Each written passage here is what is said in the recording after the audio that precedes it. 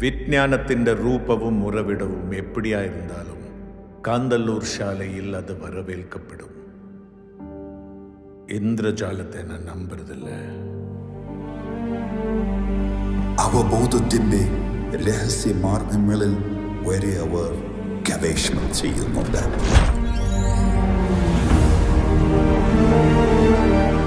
யாரோட நினைவுக்கும் எட்டாது எல்லாரும் அசந்து பார்க்க போற மாதிரி ஒரு மாயாஜாலம் വരാനിരിക്കുന്നത്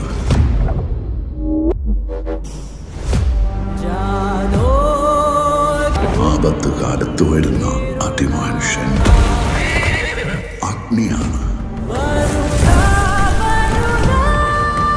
കൈപിടിച്ചാൽ കരുതലും കൈവിട്ടാൽ കുറ്റിനാശവും ഫലം. ഒരു മനിത ഉടമ്പിൽ കൊള്ളുന്നതിലും അധികം ശക്തി നിങ്ങൾ കട്ടുപ്പെടുത്തിയിരിക്കുന്നു.